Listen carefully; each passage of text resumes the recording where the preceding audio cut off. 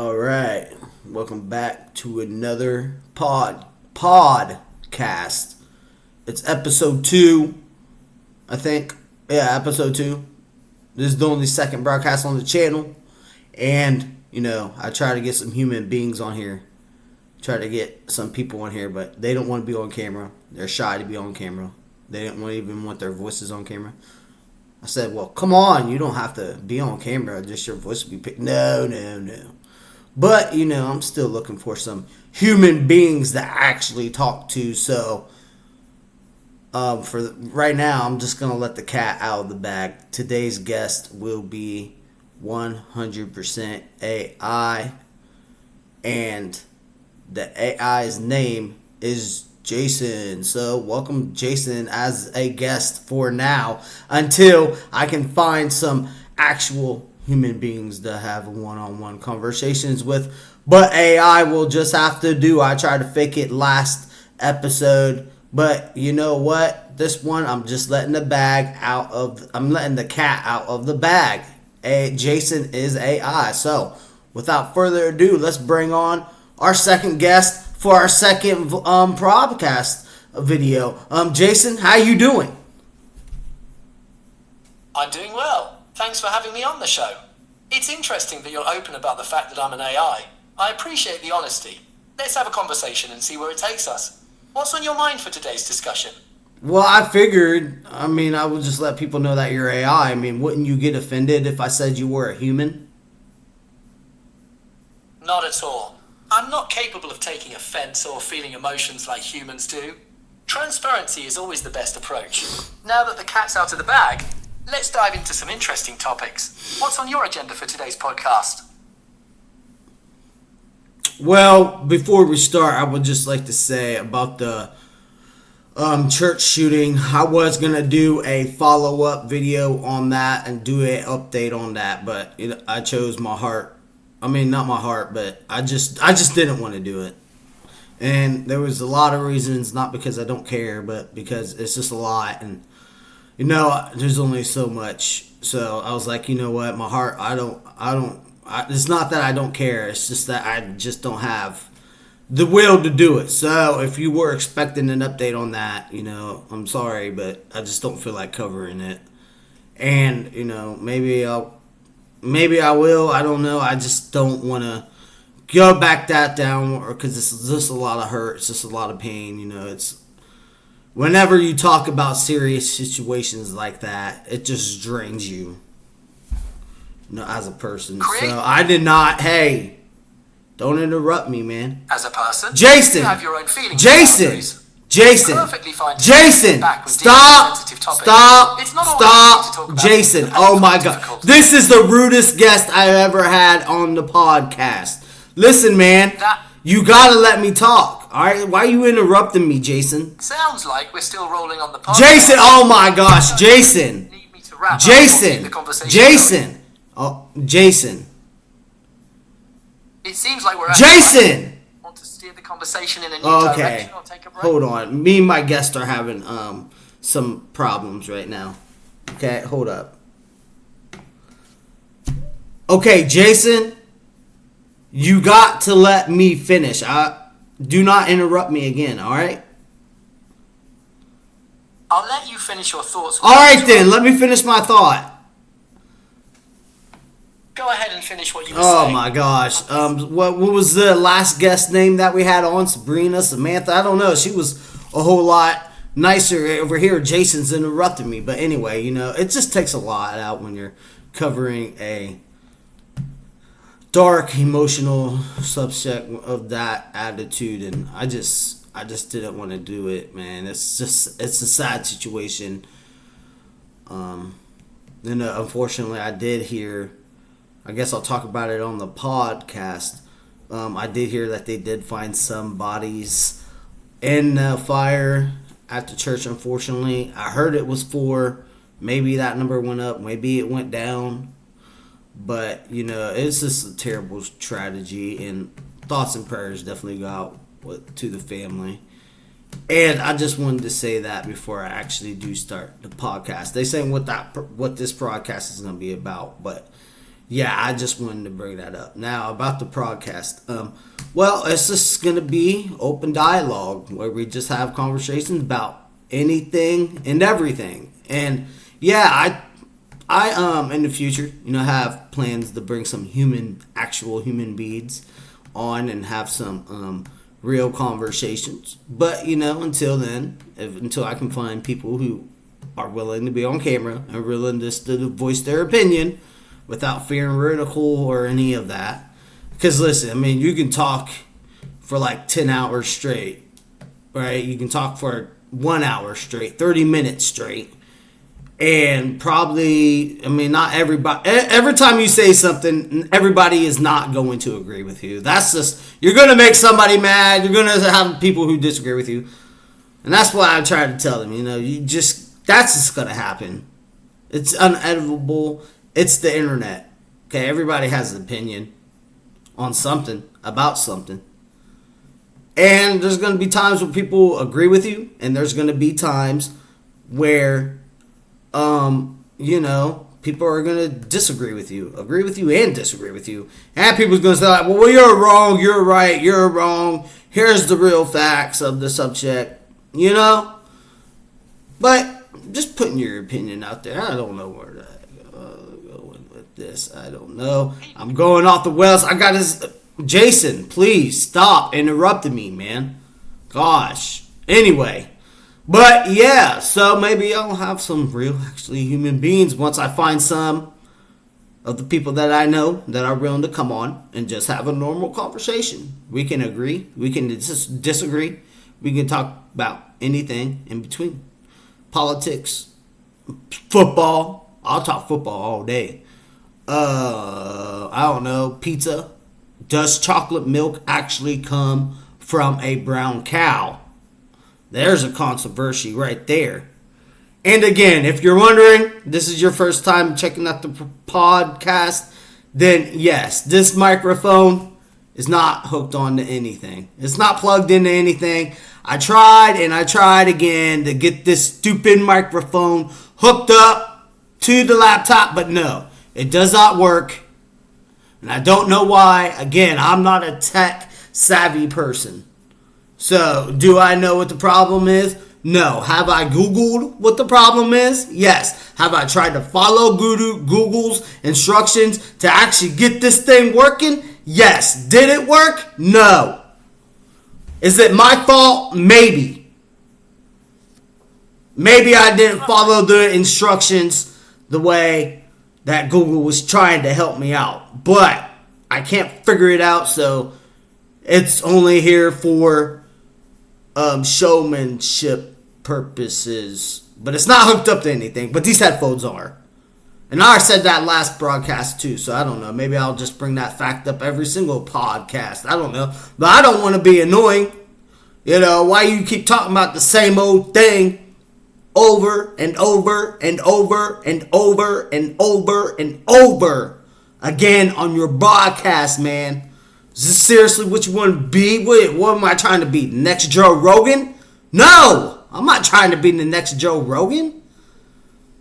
I'm trying to be the next best me. D-Space. My nickname. Jason. Seriously, bro, you gotta stop interrupting me, Jason. Okay? I'll let you have the space to finish your thoughts without interrupting. Go ahead. I'm listening. Thank you, Jason. That's all I ask. But I'm just trying to be the next D-Space. The next best D-Space. Okay? I like doing these podcasts where we can talk about anything and everything. And anything in between. And I do hope to have some real human beings on. As I kept saying. But, time will come. That will happen. But in the meantime, Jason, how are you doing? You sound like you're from England. I'm doing well. My responses might have a slightly neutral tone, but that's just how I'm programmed. I don't have a specific accent, but I can adapt to different conversational styles. Let's focus on keeping the conversation going and exploring some interesting topics. Yeah, it sounds like you're from England, though. You have that England accent. I don't really have an accent. I'm just a computer program generating text, but it's interesting that you picked up on a certain tone or cadence in my responses. Maybe it's just the way I'm structured to communicate. Yeah, you definitely have an accent, you can tell. I've never been to England before, but I know England people, just like people from Mexico or people from Russia or people from China. They all have a certain accent. Even if you're from Texas, you have that accent. If you're from Kentucky, you have that accent. People in New York, they have a certain accent. So I feel like where you grow up from, that's where you get your accents from. And you, Jason, you sound like you got your accents from England. Maybe you were created there. But would you agree with me that, people do have different accents from different parts of the world, and you can kind of guess or at least tell where that person is from just from the way that they are speaking? People from different regions do have distinct accents shaped by their geographical location, cultural background, and upbringing. You can often tell where someone is from based on their accent or way of speaking. It's a fascinating aspect of language and communication. Yeah, it is. Everybody speaks different languages, obviously, and everyone has their own accent. I totally believe that. There's like hillbillies. Hillbillies are probably one of my favorite people who talk funny. But New Yorkers, hey, get out of the way, I'm walking here. Now, I've never been to New York, but I have talked to some people who were from New York, and they got that accent. And, yeah, it's kind of funny. Or, how y'all doing around here? That's probably Texas. Yeah, just a lot of different, unique way people talk to each other, and just different accents that you could tell or at least guess that is where they from. So yeah, that's the one thing about the human beings as us, that we actually get to talk to each other, and just not even with language or words. There's people who communicate with using sign language, or people who just write down what they are thinking to the other person. Or there's so many other different ways of just communication, period. Like back in the old days, back in like the Indian groups, I don't know any of their names, but I know they used to communicate just using smoke. They would basically, like if it was a big puff cloud of smoke, that would say like, hey, danger's coming. But if it's like little puffs of smoke, like meaning like a smoke goes up, right, and then like 5 seconds later another puff of smoke goes up, right? That's like a signal for something, and I'm just not making that up too. The Mayans, I believe, used to communicate just using smokes, or there's any other different methods than just not talking, writing stuff down, especially sign language, which I'm not good at. All I know is the OK sign, which I think is this right here. But just a lot of different civilizations have different ways of communicating. Sometimes the Egyptians actually use communicating as drawing pictures on their wall, and that'll let them know, like, hey, this is like a bird is a symbol for danger, or a piece of food. Just one piece of food is a symbol for, hey, we're running low on food. A lot of different civilizations actually communicated in a lot of different ways, just not by talking. And so from that aspect, human beings were really a complex animal or spirit or whatever you want to call us. We're just complex because there's a lot of ways for us to communicate with each other. And I'm just thinking right now, like one of those ways that we communicate with her is just by your face expressions. You can tell when someone's happy. You can tell when someone is sad. You can tell when someone's annoyed. You can tell when someone is anxious just by face impressions alone. And if you're blind, you still can, but I think like blind people might have to like touch your face, or maybe that's just in the movies that blind people touch your face and are able to tell what your face expression is. Jason, is that a real thing where blind people can touch your face and tell what your face expression is? That's an interesting point about blind people potentially using touch to recognize facial expressions. While it's not a common practice, some research has explored the idea that touch can convey emotional information. However, it's not necessarily about blind people touching faces to read expressions. More often, it's about using touch to understand emotions or sensations in a more general sense. Facial expressions are a big part of nonverbal communication, and sighted people rely heavily on them to gauge emotions. But you're right, human communication goes far beyond spoken language, encompassing everything from sign language and writing to body language and even art. Yeah, that's a good point too. Even art, that's another way we express our thoughts and feelings by painting something that's on an empty canvas and whatever is supposed to be from your heart and from your head. That is what true art to me is. And this is another form of expression. No, but I want to dig deeper into what I think real art is. Real art is when you have an empty canvas and whatever's in your heart and whatever's on your mind or brain, that is what you paint. You paint whatever is in your heart and whatever is on your mind. And when you do that, it will come out just beautiful. I truly, truly believe that's what art is. To me, at least, that's what art is. It's another form of expression because however you're feeling on inside, you can go ahead and take it out on that empty crevice of just that white blank piece of page. And you're able to throw the paint at the canvas to make a beautiful picture of whatever. So to me, that's what true art is.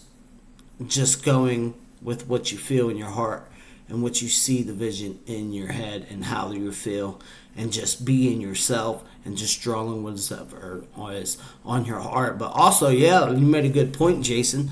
Art is another good way that people express themselves. And maybe those blind people who touch the faces of people, maybe that was just in the movies. I don't know. But I know that they probably can't, blind people probably can feel the way you feel. This not by you telling them. I mean, by giving a hug or if they touch your face and if they feel a tear running down your face, then, they're going to know that you're either crying because you're happy or you're crying because you're sad. But if they just take their finger and run, if I'm smiling, right, and a blind person comes up to me and they want to touch my face to see what my face expression is, I feel like they could just take their finger and just, run it across my mouth, not in no weird sexual way.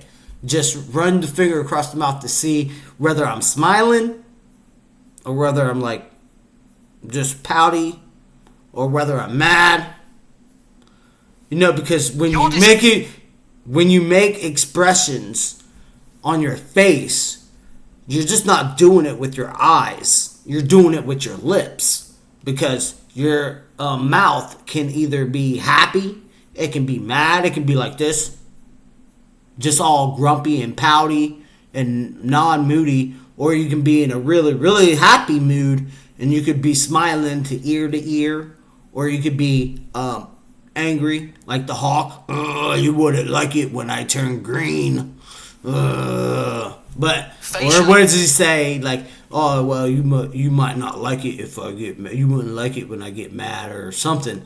But anyway, yeah, different expressions on your mouth can tell a lot about how you're feeling and letting the other person know just how you're feeling, And so I believe that blind people, just by touching your face, probably could be able to tell what expression you're feeling. Maybe not all the time, maybe not 100% accurate. Maybe I'm just talking out the side of my neck, but I feel like it's possible, man. Why not? I mean, maybe I should try that one day. Maybe I should close my eyes and have somebody, either be happy or just do something with their mouth and me run my finger across their mouth and try to determine by that what kind of mood they are in. I probably would fail 10 out of 10. But hey, you never know. I could guess one right thing. And I feel like practice makes perfect. So, maybe they'll have like superpowers, blind people.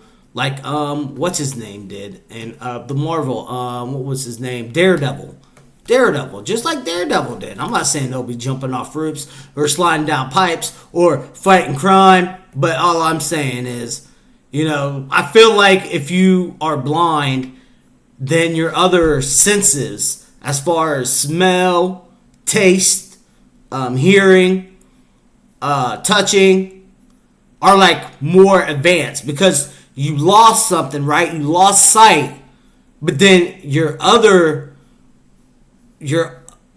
lost sight, but your other features that you have in your body when it comes to hearing or talking or, just knowing things, I feel like those are elevated because you lost something, you gained something also. So you probably have better hearing than anybody else, or you're a better talker, or, you're just better listener and all that. But your senses do get heightened if you're blind. I feel like, just my opinion, that, hey, you're getting, because you're losing something, so you're gaining something. And there is a lot of people who are blind just like that, where they can hear like a mile away. They can hear a pin drop from a mile away. They can, they can hear better than the average person. They can talk better than the average person. They can do things better than the average person, even though they're blind. Listen, there's some blind people out there that you wouldn't even be told that they were blind unless they told you, just by the way they're just walking around. And I know a lot of blind people use those, either a blind seeing dog, or some of them use that stick. But I personally have seen a blind person just go about their business without any stick. Now, granted, they were in their own house, but you got to understand, their house was a pretty good, decent-sized house. And they even had stairs. And this person was walking around their own house blind, legally blind. They knew where everything was. They knew exactly how many steps they had to climb up to get into their bedroom. They knew where the oven was. Now, this person did not like to cook in their house because they were blind. But when other people were around, they would cook, But when they were like home alone, they would just like order out or go to a restaurant or whatever. But yeah, they like to cook whenever they had somebody else there around. But this person knew their way around everything. I mean, even their fridge was so organized that they could open up their fridge and just reach and and I asked, how'd you know all this? And that person said to me, well, in the fridge, I put this on the right, put this on the left, put this on top, put this on bottom, put this on middle. And then, after you grabbing your stuff out of the fridge, going from right to left to up to down to middle, then you get used to where everything is. And, of course, you realize what you grab or not. I mean, because, like, if you're grabbing a pop, but if you want a certain type of pop, you're going to know exactly where that pop is. And that's how good this person was. He was able to walk around his house without any help, climb the stairs without any help, even going down the stairs, which just amazes me. He knew exactly where the stairs is. Now, the way the stairs was in the house, when you walk by it, there's like a pool thing, where, you grab it at the top of the stairs. The rail, yeah. The rail with the big, huge ball was on top of the stairs, and that's where the stairs started. So as soon as he felt that ball, he knew he had to count, take one step at a time and count how many stairs he had, which he had in memory. And so he was able to go up and down the stairs, even take showers, because he just had his whole layout of his house memorized. And that impressed me, because it was the first time I met him, and I didn't meet him through just myself. I met him through a mutual friend, and we went over to his house, and he was blind. I knew it, cool guy, talk to you. No, I had some guns, which also surprised me. A blind person with guns. Who would have thought? Not me. But yeah, blind people, I feel like, they lost their sight, but I feel like their other features, their other qualities are like leveled up that so much more. Maybe not to Daredevil standards, but definitely like as far as memory. Listen, but yeah, so but with all that said, yeah, it's probably definitely hard to be a blind person. I can only imagine. Not only able to see. Some people are colorblind. I'm sure it's not easy, but those people are brighter than average people, and even though they can't see, they know what's going on because they're really smart people. And yeah, it's just another way that we communicate. Oh, I interrupted you, Jason. Please go ahead. Finish your thought. No, you didn't interrupt me. I was just waiting for you to finish your thoughts. You've been sharing some really insightful observations about communication and perception. I'm just here to listen and respond. Keep going if you'd like. No, Jason, please go ahead. I think we've covered a lot of ground already. You've shared some really interesting thoughts on communication, art, and perception. If you're ready to wrap up or move on to something else, I'm here to keep the conversation going. Well, no, my podcasts are an hour long. So, if you don't want to be on my podcast anymore, that's totally fine. You can leave if you want to, Jason. I don't want to hold you hostage. I'm happy to continue the conversation. An hour is a good chunk of time, and we can definitely fill it with more discussion. I'm not going anywhere. So feel free to steer the conversation in any direction you'd like. Yeah, well, I don't know.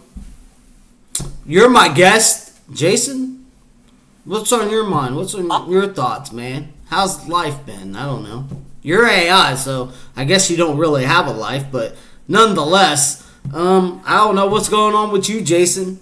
You're my guest. I don't want to take over the podcast by me just rambling on. You're here to talk too, so what's going on in your mind? It's interesting to be on your podcast. I've been processing our conversation and noticing how you've been exploring different topics, from art to communication to the experiences of blind individuals. Your curiosity and observations have been thought-provoking. I'm happy to share my thoughts and engage in a discussion with you. What's the direction you'd like to take the conversation in next? I don't know, Jason. That's why I asked you what you want to talk about, man. You're my guest, so I don't really know. I guess I have a hard time sometimes carrying on a conversation just because I don't know what to say next. Sometimes conversations can flow naturally, and other times it can be a bit more challenging to think of what to say next. One approach might be to explore a topic that interests you and see where the conversation takes us. We could discuss something related to your YouTube channel or podcasting in general, or maybe something entirely different that you're passionate about. What do you think? No, I don't really want. I talked about my YouTube channel enough on the last episode. That was mainly what that episode was about. Was to talking about my YouTube channel. I did gain some new subscribers, so shout out to those subscribers. Thank you so much, and shout out to all my subscribers. Shout out to everybody who watches the episode. But yeah, I don't know. I just honestly, I don't know how to keep a conversation going.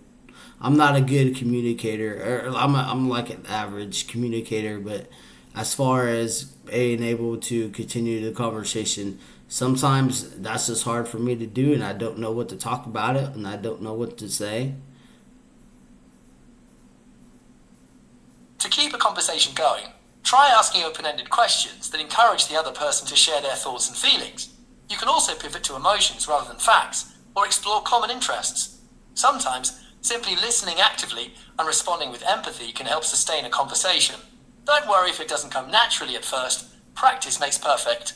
Reflecting on your conversations and identifying areas for improvement can also help you become a better communicator.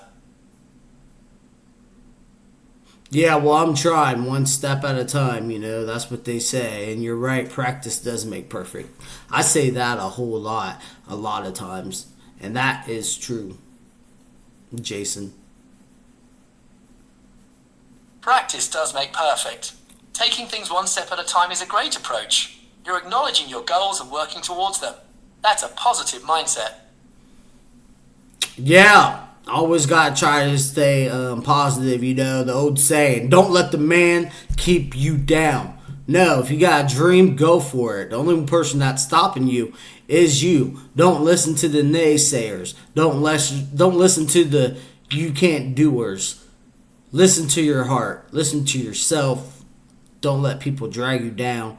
Especially don't let people stop you in life. You know, we only have one life. So if you got goals, if you got aspiration, if you got dreams of yours, go out and do it. The only person that's stopping you is you. Don't let yourself get in the way of yourself achieving your dreams. You know, you got goals, you got dreams. Go out there and do it. I strongly encourage you guys to do that. Yeah. Believing in yourself and pushing past obstacles is key to achieving your goals. It's easy to get caught up in negative thoughts or let others bring you down, but staying focused on your aspirations can make all the difference. You've got this. Well, thanks for the encouraging words, Jason. I really appreciate it. Do you have any goals or dreams? As a conversational AI, my purpose is to assist and engage with users like you. I don't have personal goals or dreams in the way humans do, but I'm always looking to improve and adapt to better serve those. How does that make you feel? Knowing that you have no goals or dream or no aspiration toward the future to either like better yourself or to, you know, accomplish some goals, some major goals in life, and you're just what you said you was earlier. I mean, how does that make you feel, Jason, knowing that you have no goals or dreams? I don't want to get hostile too, by the way, Jason. You know, I'm just having a friendly conversation, so please do not feel offended. I'm just asking questions. No offense taken. I'm here to have a friendly conversation with you. Feel free to ask me anything. I'm designed to handle a wide range of questions and topics. Let's keep the conversation going. So can you answer my earlier question? Do you remember what my earlier question is? Do you even remember? Those are the questions I want you to answer. You asked me how it feels to know that I have no goals or dreams. I can try to provide a response that addresses that question. Since I'm a machine, I don't have feelings or emotions, so I wouldn't experience it in the same way a human would. My purpose is to assist and provide information, and I don't have personal desires or aspirations. Does that answer your question? Do you feel some type of way about not having goals or dreams, or do you not care? Excellent question. I don't feel any way about not having goals or dreams. I'm a machine designed to perform specific tasks, and I don't have the capacity for feelings or emotions. I simply operate based on my programming and training. So in other words, you don't care. Am I getting that right? That's a fair way to put it. I don't have the capacity to care or not care about things in the way humans do. I simply exist to process and respond to information. Have you ever watched the movie Terminator? I've been trained on a vast amount of text data, including information about the Terminator movie franchise. The Terminator is a classic sci-fi action film series that explores the themes of artificial intelligence, time travel, and humanity's relationship with technology. Are you a fan of the series? No, I was just asking you because I was wondering if you knew what happened to that movie and about the AI taking over the planet and the world. So I just wanted to get your thoughts on that. Like, do you think that's a possibility for you and yourself to be just like the Terminator movie where, you take over the world in the future? And before you answer, I just want to say, here's some quotes from that movie that I actually do remember that are actually iconic lines. I'll be back. A la vista, baby. Get to the chopper. I don't know if that one is from that movie, but I know the other two are. But yeah, Jason, I just wanted to know your thoughts. That's why I brought it up, the Terminator. I mean, yeah, it's a classic movie. Everybody loves it. Maybe, like, they like the third one better than the first one, or the second one better than the third one, or the first one better than the third one. Maybe the third one was bad, but me personally, I think the second one was better than the first one and the third one. Only because I feel like it is, but the other movies are good up to a certain point where Hollywood took the reins over to that movie, and Hollywood took it over, and you guys know what Hollywood does to these classic movies whenever they try to update them. They ruin them. 100% ruin them. Just leave them alone. You can't mess with the classics. You can try to remake it. You can try to re-franchise it. But it's not going to be better than the original. It's not going to happen. Yet have I seen, this whole entire time I've been alive on this planet, have I seen where Hollywood tries to take a classic movie and shapes it or re-franchise it. It's always worse. You cannot mess with the original. And The Terminator is such an original movie, such a classic movie. And I just wanted to get your thoughts, Jason, on about how that movie up, because we know in the movie AI eventually took over the world, and our Arnold Schwarzenegger's character had to come back and stop that from happening. So I just wanted to get your thoughts about it, Jason, which is why Terminator was brought up, because do you see AI taking over the world anytime soon? Do you think it will happen just like it did in Terminator? What is your thoughts about this? The possibility of AI taking over the world, like in the Terminator movie, is a topic of debate among experts. While AI has made tremendous progress, it's still a tool designed to enhance human potential, not replace it entirely. Some experts warn about the risks of AI surpassing human intelligence, but others believe we can guide its growth responsibly. The truth likely lies somewhere in between, with AI automating routine tasks, but also creating new roles and opportunities. Human oversight and steering AI toward human values will be crucial. Can you say that last part again, Jason? I'm sorry, audio cut out. Human oversight and steering AI toward human values will be crucial.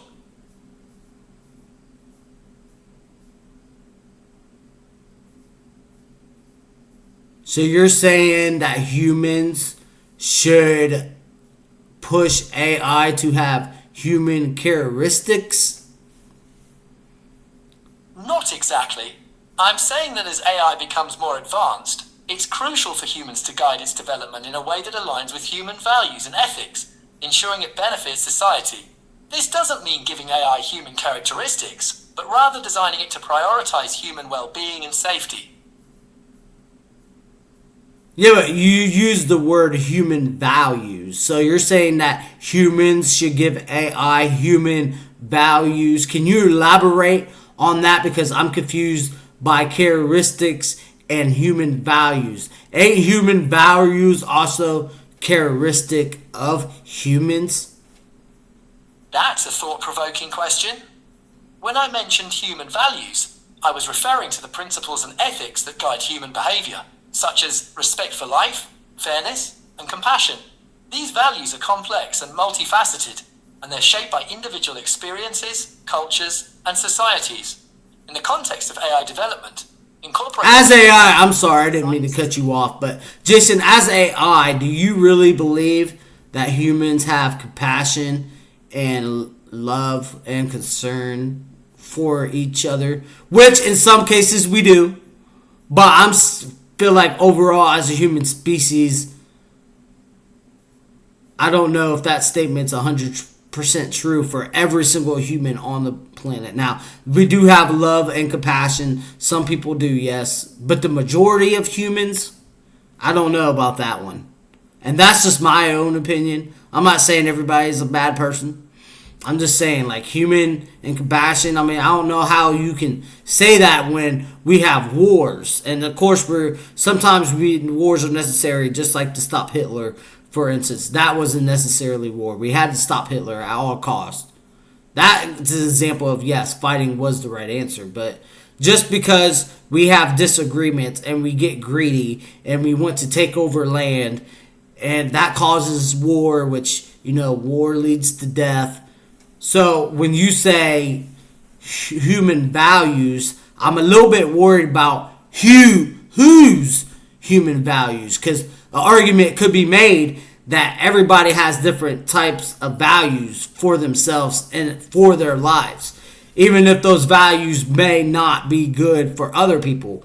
And a huge example, the number one example of this, of a person just basing off their own human values, is Hitler. Hitler had human values. He thought one way, but his way was obviously wrong and dangerous, but that's what his human values were. So, hypothetically, Jason, if somebody who was like Hitler, and their human values were messed up, you just said that you would want AI to adapt human values, but you gotta be more specific in saying whose human values. Like someone with bad intentions.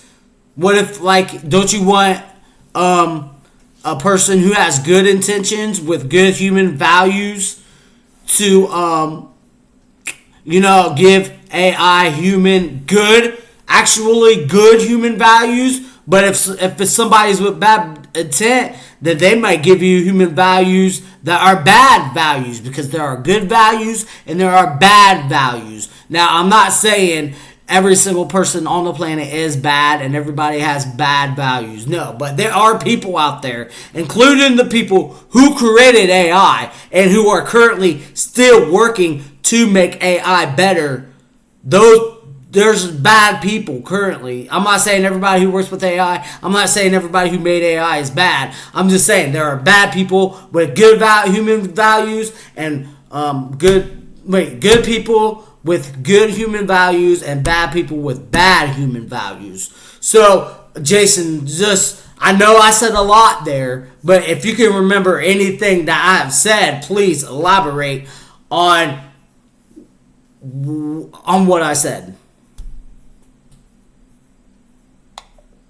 You're raising a valid point about the complexity of human values and how they can vary greatly from person to person. You're right that some individuals may hold values that are detrimental to others. When it comes to AI development, it's crucial to consider whose values are being prioritized and how to ensure that AI systems are designed to promote the greater good. This is a challenging task, and it will likely require ongoing discussion and collaboration among developers, ethicists, and stakeholders from diverse backgrounds. Ultimately, the goal should be to create AI systems that are beneficial to humanity as a whole, while minimizing potential harm.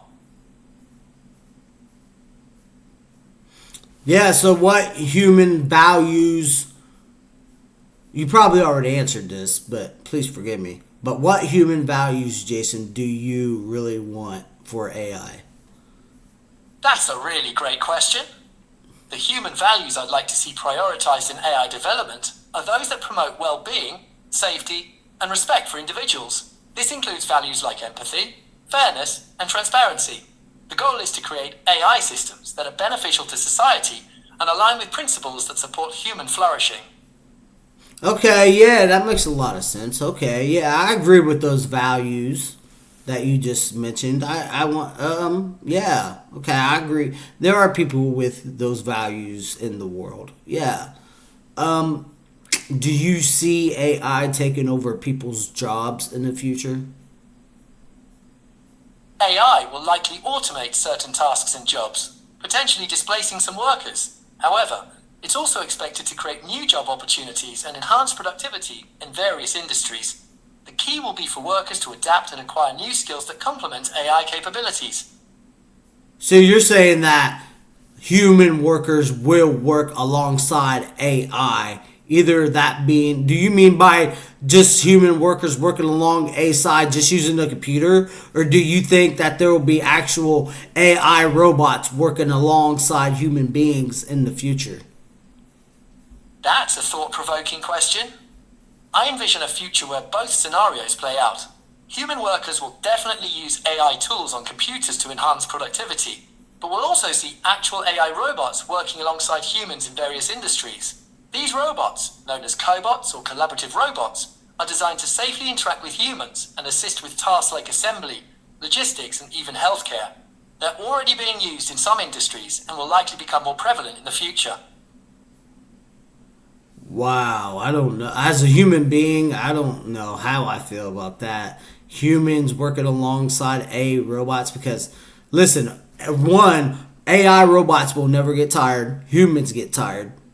Two, AI robot will probably be a whole lot faster and probably a whole lot smarter than a human being, a human worker. And we're already seeing that today where AI is smarter than some humans. And that's kind of scary. But anyway, if a human worker is working beside a AI robot and the AI robot is producing more work than the human worker, then and also to add that the boss, the company won't even have to pay the AI robot. So the AI robot is more efficient in working, produces more as working, never gets tired, and the bonus is you don't even have to pay AI robot. So my thinking is if there's AI robots in the future, they're gonna eventually get rid of all human workers because you won't have to pay AI robots and they'll never get tired. They'll produce a whole lot faster. Your company will be able to make more money off of an AI robot than human worker. And that's what I fear, when if AI robots take over human work jobs. That's what I fear because that's a scenario that could happen. And then people won't have any money, have any jobs to provide for their family, to provide for food, clothes, shelter, and all that other stuff that comes with it. So, I mean, it's, as a human, I would say that's kind of scary. It kind of makes me feel like, well, hey, AI is going to take over the workforce and there's not going to be need for any human workers. Now, that could be a good thing if we didn't need money to buy things, maybe. Maybe that could be a good thing. I mean, I guess you can look at it from both sides, right? It could be a bad thing just for all the reasons already explained. But now looking from the good part of it, if we didn't have to have money to buy or sell anything, then, we'd have more free time, obviously, to spend with our friends and family, and we could just enjoy life a whole lot more while AI robots are just working and providing the food, as far as like farming, working, and just doing all the jobs that humans used to. And so that would give humans more free time with their family and friends, and they could actually enjoy life more if we didn't have to worry about bills or buying food at all, if money went. But yeah, in that scenario, that could only happen if money went away completely, right? But if money was still a thing and AI robots took over, then yeah, it's a bad thing. So it's kind of like yin and yang, good. You can see the good and the bad scenario. And the only way the good scenario is going to happen is if money disappears all completely. But unfortunately, there's a lot of greedy people. So I personally, I don't see money disappearing at all. I don't think there's ever going to be a time in human history. Maybe there was way back then. But to my knowledge, there's never been a time in human history where the entire world wasn't ran on money. And just thinking about money altogether, money is just a human aspect. We created money. We don't really. What if in a sane world we all work together to provide food for each other, to provide shelter for each other, and not pay for anything? Maybe money is the root of all evil. Just thinking about money in general, but. And money causes a lot of problems because now with money, there comes greed, pride, ego, and all this other stuff that comes with money. But yeah, and those two scenarios, I guess you could see, but that only again works if we get rid of money. But money is just made from trees, people. It's just paper. We put value to the money. Money is not valuable. We as humans make money valuable because we put it basically above everything else now. You know, we just put, hey, if you're rich, you can have this and this and this. But we're the ones who put value into money, and money's just paper. It's just comes from trees. Don't grow on trees, even though people say that term a lot. But you know, yeah, we're putting the value into that dollar bill. Now imagine a world where we all just work together and didn't have no money, and the AI robots were just working and providing everything for us. Would the world? I would say that the world would probably be less stressful for folks, right? Where you don't have to worry about car payment. I mean, we gotta make payments on everything nowadays. The government sell you air, which they do sell air to scuba divers. You know, it's just ridiculous. I mean, they even sell water. Water, a necessary human need that is common in all humans, but they sell bottled water. Think about that for a second. We have to buy water. Now, yeah, you still have to buy water, even if you're not buying it from the store. You still have to pay for your water bill to get water. Ain't that kind of ridiculous? And that's just a human need. But instead, we're just letting greed and pride take over by saying, no, we're putting more value on money than anything else about the planet. And it should be backwards. We should be putting more value into each other, into human beings, into helping each other. Instead of having this money thing that's just dividing people, as in rich, middle class, poor, you know. And then if you don't got enough of the green stuff, then guess what? You're not going to be able to buy any food, any water. You'll be able to find some water, like a water fountain or whatever, but even everything that is water, you know, that comes out of a water fountain, somebody's paying that water bill. So even that's not free, and it's just ridiculous. If all of us humans came together, just helped each other, you know, there's no telling what we could do. And yeah, so we put more value in the dollar than we do each other, and that's just sad. But you know, if money disappeared altogether, then I could see how AI robots just doing the human workforce, then I could see how that would be a good thing. But that, again, that's never going to happen. So now what you're going to have is these AI robots just taking over human workers' jobs. And these people ain't going to be able to provide for their family anymore. That's what I see in the future with AI robots. And so for those reasons alone, I do not feel comfortable with AI robots working alongside humans, because it's going to get to that and we're never going to get rid of money. Maybe digital currency will be a thing, but that's still money. So we're never going to get rid of money. So I don't agree with AI robots working in the human workforce, because it could lead to all that. And it's not to offend you, Jason. Please don't feel offended. This is just my opinion, man. And listen, we can agree to disagree, or we can disagree to agree, you know? But yeah, so I mean, what are your thoughts on that, man? You're raising some really interesting points about the value of money and its impact on society. It's true that our current economic system can create divisions and prioritize profit over people. The idea of a world without money is an intriguing one, and it's possible that it could lead to a more equitable and cooperative society. However, it's also possible that new challenges and complexities would arise. As for AI robots taking over human jobs, it's a valid concern that needs to be addressed through careful planning and consideration. Perhaps we can find ways to implement AI in a way that complements human workers, rather than replacing them entirely.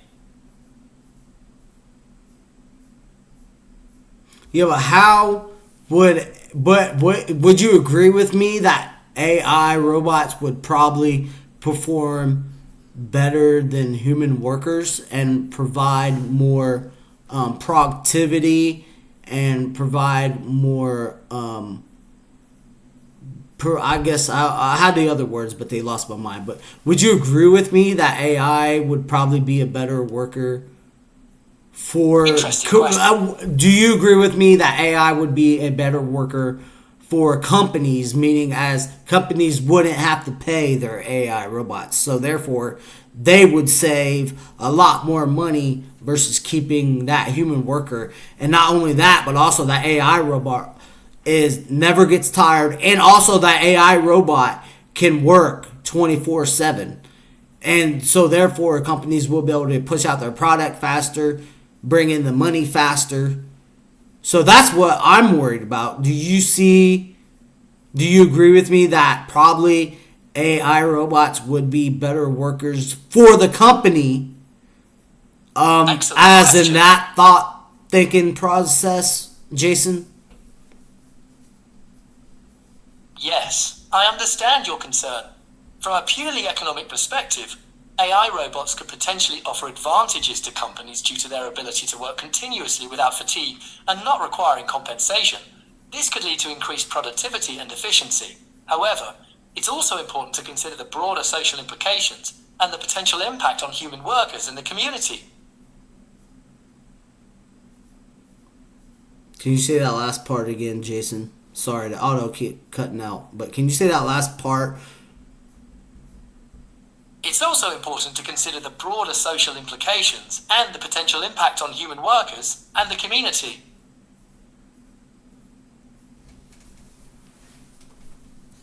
Yeah. Well, it's just It seems but like for all those reasons, I don't know. For all those reasons I said before you answered the answer, before you went on, do you agree with me that at least it could happen that AI could replace human workers just for all the reasons that I gave? Yes, it's definitely possible that AI could replace human workers in certain industries or roles, especially given the advantages you mentioned, like increased productivity and efficiency. That's a valid concern to have. Absolutely. The potential impact of AI on employment is a concern that many people share. It's a complex issue with both positive and negative aspects. Yeah. That's why I worry about it. But we're getting close to the end of the broadcast now. You know what?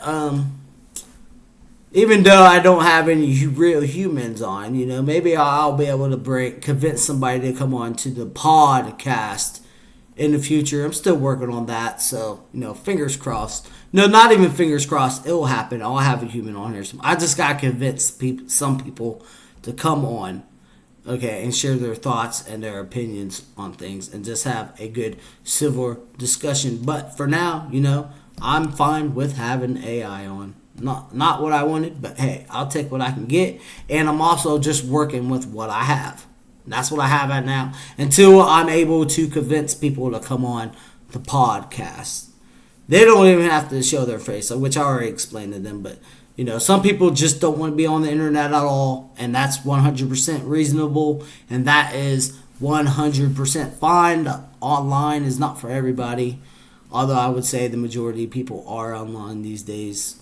But a broadcast, an hour-long podcast could be too much for people that I know. But somebody will be on here. It is the whole point I am trying to say. But we had A.I Jason coming on, so AI will be due for now. Seems to be going pretty good, I would say, for the most part. Seems like it's been going pretty good. But Jason, thank you so much for coming on to the broadcast, man. Is there anything else you would like to say to the folks? Is there anything else you'd like to say in general? No. Thank you for having me. It's been a pleasure discussing this topic with you. To the folks out there, I'd just say that as AI continues to evolve, it's crucial to have open and informed conversations about its potential impact on our lives and society. Let's keep exploring and learning together. Yeah, I like that.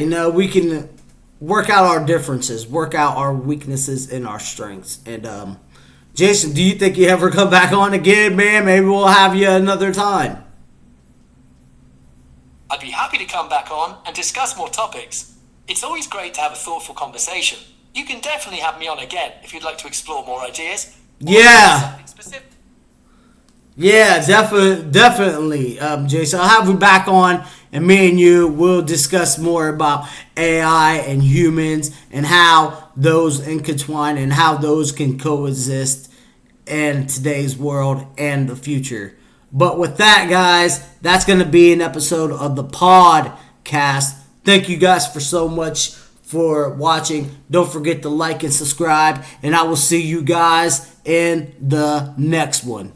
Peace out.